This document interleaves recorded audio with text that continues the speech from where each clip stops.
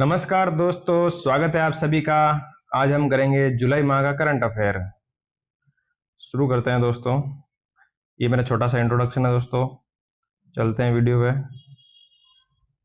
आज का पहला सवाल है, देश का पहला हॉर्नबिल संरक्षण उत्कृष्टता केंद्र कहाँ स्थापित किया गया? आंसर है अन्नामलाई टाइगर रिजर्व। देखिए, अन्नामलाई टाइगर रिजर्व तमिलनाडु में स्थित है और पश्चिमी घाट में अन्नामलाई पहाड़ी पर स्थित है। इसकी लोकेशन तमिलनाडु में कुछ यहाँ पर है। मानव वन्यजीव संघर्ष को कम करने के लिए एआई आधारित बाघ चेतावनी प्रणाली कहाँ लागू की गई? आंसर है ताडोबा अंधारी टाइगर रिजर्व, महाराष्ट्र। इसमें एआई कैमरे लगाए जाएंगे और लाउड स्पीकर लगाए जाएंगे ताकि चेतावनी दी जा सके कि टाइगर आ रहा है। मानव हाथी संघर्ष से निपटने के लिए गज मित्र पहल किस राज्य ने शुरू की है? असम ने शुरू की है। इसमें गज मित्रों की नियुक्ति की जाएगी और एआई कैमरे भी लगाए जाएंगे। ध्वनिक निगरानी तकनीक का उपयोग करते हुए भारत की पहली ग्रासलैंड पक्षी जनगणना कहाँ आयोजित की गई? आंसर है काजीरंगा राष्ट्रीय उद्यान, असम। देखिए, काजीरंगा राष्ट्रीय उद्यान में क्या किया गया कि ध्वनि रिकॉर्डिंग उपकरण लगाए गए ऐसे, और 29 स्थानों पर 3 दिन लगातार पक्षियों की आवाज रिकॉर्ड की गई और एक कंप्यूटर में उसको एनालाइज किया गया और पक्षियों की गणना की गई। लुप्तप्राय पादप संरक्षण कार्यक्रम किस राज्य में शुरू किया गया? उत्तराखंड में शुरू किया गया। एशिया की सबसे बड़ी जंगल सफारी कहाँ विकसित होगी? हरियाणा में विकसित होगी, अरावली की पहाड़ियों में, और ये अनंत अंबानी की जो वनतारा मॉडल है उस पर आधारित होगी। कौन सा संस्थान आंध्र प्रदेश में देश का पहला एआई प्लस कैंपस स्थापित करेगा? बिट्स पिलानी करेगा। राजस्थान का बहुत ही प्रसिद्ध संस्थान है Birla institute of technology and science, जो क्या करेगा, आर्टिफिशियल इंटेलिजेंस में डिग्री और डिप्लोमा प्रदान करेगा। किस राज्य की विधानसभा शीघ्र ही एआई संचालित निगरानी प्रणाली लागू करने वाली पहली विधानसभा बन जाएगी? उत्तर है उत्तर प्रदेश। उत्तर प्रदेश की विधानसभा में क्या लगाए जाएंगे? एआई कैमरा लगाए जाएंगे ताकि विधायकों की गतिविधियों पर नजर रखी जाए। भूमि पंजीकरण प्रणाली माई डीड किस राज्य द्वारा शुरू की गई? हिमाचल प्रदेश।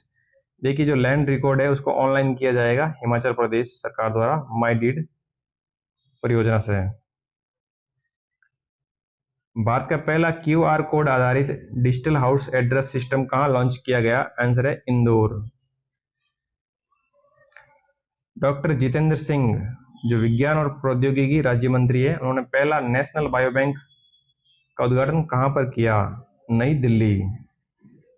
देखिए, नई दिल्ली में 10,000 लोगों का डाटा लिया जाएगा, जीनोमिक डाटा लिया जाएगा, और जीवन शैली और नैदानिक डाटा भी शामिल होगा इसमें, और इसमें आनुवंशिक विकारों पर रिसर्च होगी। मधुमेह, कैंसर, हृदय रोग, इस टाइप के आनुवंशिक विकार है उन पर रिसर्च होगी। फिर देश का पहला जनजातीय जीनोम प्रोजेक्ट किस राज्य द्वारा शुरू किया गया है? गुजरात। गुजरात में जो आनुवंशिक रोग है जनजातियों में, उनकी पहचान के लिए ये परियोजना शुरू की गई। राष्ट्रीय चिकित्सा आयोग के अध्यक्ष के रूप में किसे नियुक्त किया गया? डॉक्टर अभिजात सेठ। भारत का पहला अश्व रोग मुक्त कंपार्टमेंट कहाँ है? मेरठ।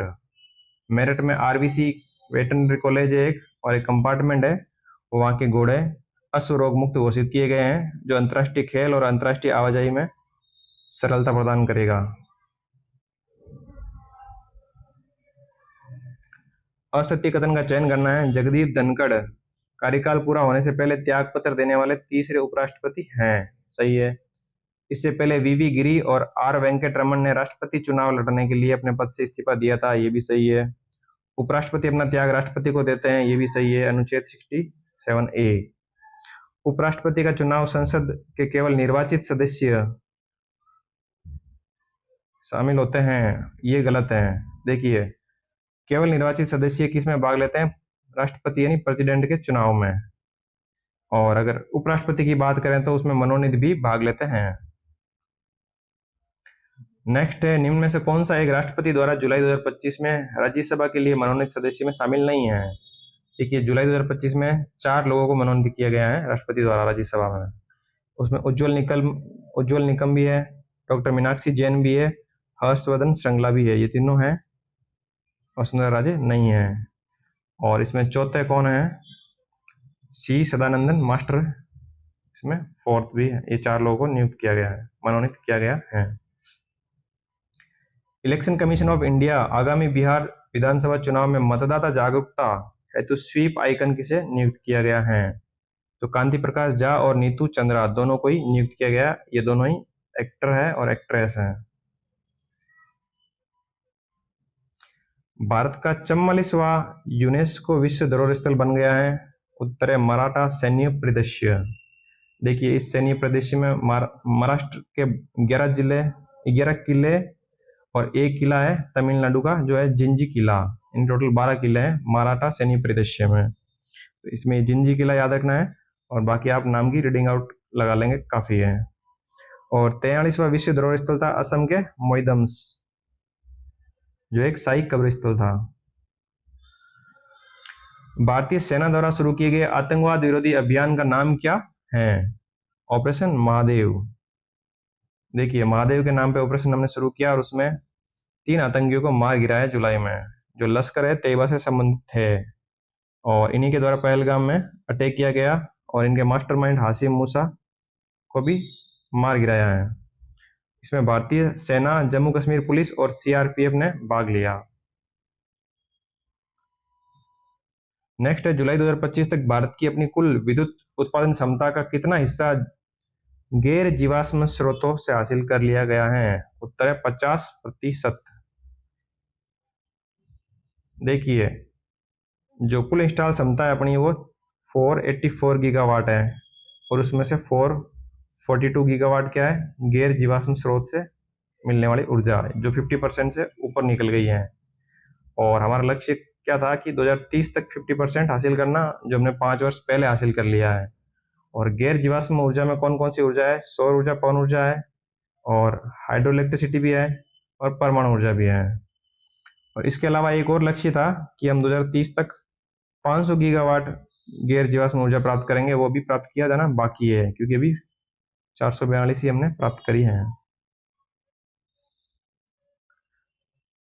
पूर्वोत्तर क्षेत्र जिला एसडीजी सूचकांक के बारे में सत्य कथन बताना है। हना हथियाल मिजोरम शीर्ष जिला है इसमें। सिक्किम सबसे सुसंगत प्रदर्शन को दर्शाता है, यानी कि जिलों के स्कोर में सबसे कम अंतर है। और ये नीति आयोग द्वारा जारी किया जाता है सूचकांक। तो सभी सत्य हैं। और ये दूसरा एडिशन था एसडीजी जिला वाला और इस बार 92% जिले कवर किए गए हैं नॉर्थ ईस्ट के। तलाश कार्यक्रम के बारे में सत्य कथन चुनना है। टाटा मोटर्स, नेस्ट और एकलव्य स्कूलों के मध्य ये समझौता है और इसका उद्देश्य कौशल विकास और रोजगार है कक्षा 12 के बाद में। इसका पूरा नाम है tribal aptitude life skills and self esteem hub. सभी के सभी सत्य हैं। क्रूज भारत मिशन का समर्थन करने वाला पहला राज्य कौन सा बना? आंसर है गुजरात। देखिए, गुजरात में सबसे लंबी समुद्र तट रेखा है और यहाँ पे 3 क्लस्टर बनाए गए क्रूज पर्यटन को बढ़ावा देने के लिए। पहला है पटला द्वीप से रण ऑफ कच्छ, दूसरा है द्वारका, ओखा, जामनगर, तीसरा है पोरबंदर, वेरावल, दीव।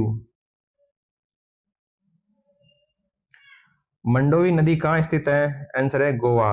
देखिए, हाल ही मंडोवी नदी में क्या किया गया है? रोरो फेरी की सेवा शुरू की गई है। रोरो मतलब रोल ऑन रोल ऑफ। ठीक है, इसमें क्या किया जाएगा? 2 व्हीलर है, 4 व्हीलर है, इनका ट्रांसपोर्ट किया जाएगा। नेक्स्ट है 11वां भारत मक्का शिखर सम्मेलन 7 जुलाई को कहाँ आयोजित किया गया? आंसर है नई दिल्ली। हमारे कृषि मंत्री द्वारा शुरू किया गया है। इसका उद्देश्य है मक्का उत्पादन को डबल करना। 1 जुलाई 2025 को लॉन्च की गई राष्ट्रीय खेल नीति 2025 किस नीति का स्थान लेगी? ये जो राष्ट्रीय खेल नीति 2001 का स्थान लेगी अभी वाली 2025। देखिए, इस नीति का उद्देश्य क्या है? 2036 में होने वाले ओलंपिक पर ध्यान केंद्रित करना, इसके 5 स्तंभ है: वैश्विक मंच पर उत्कृष्टता, आर्थिक विकास, सामाजिक विकास, खेल एक जन आंदोलन के रूप में यानी लोगों की भागीदारी बढ़ाना, और शिक्षा के साथ एकीकरण है, न्यू एजुकेशन पॉलिसी के अकॉर्डिंग। नेक्स्ट, देश का पहला सहकारी विश्वविद्यालय कहाँ बनेगा? आनंद, गुजरात में पहला सहकारी विश्वविद्यालय बनेगा त्रिभुवन सहकारी यूनिवर्सिटी के नाम से। भारत की पहली हाइड्रोजन ट्रेन का सफल परीक्षण कहाँ किया गया? Integral coach factory Chennai, ICF Chennai में किया गया। भारत का पहला एक्वाटेक पार्क कहाँ स्थापित किया गया? असम में किया गया।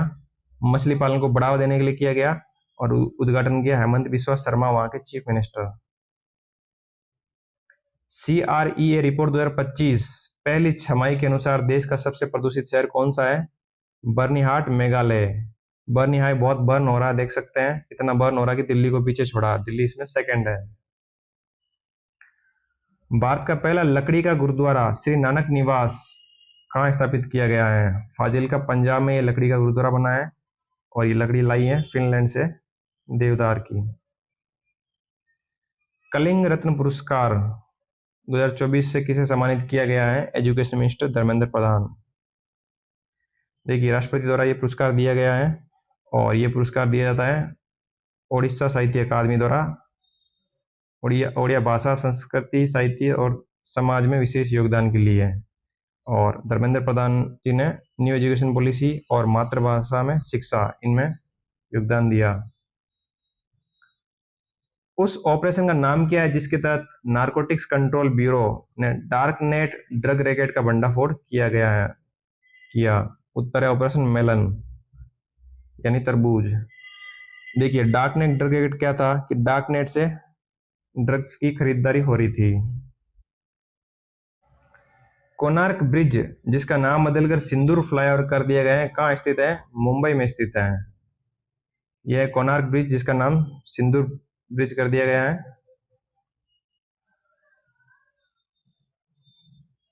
क्यूएस बेस्ट स्टूडेंट सिटी 2026 में भारत के छात्रों के लिए सबसे अच्छा शहर कौन सा बन गया है? मुंबई बन गया है सबसे अच्छा छात्रों के लिए। तो दोस्तों, वीडियो में अंत तक बने रहने के लिए बहुत बहुत धन्यवाद। वीडियो आपको हेल्पफुल लगा है तो लाइक कीजिए, चैनल को सब्सक्राइब कीजिए, अपने दोस्तों में शेयर कीजिए। मिलते हैं अगले वीडियो में, तब तक के लिए जय हिंद दोस्तों।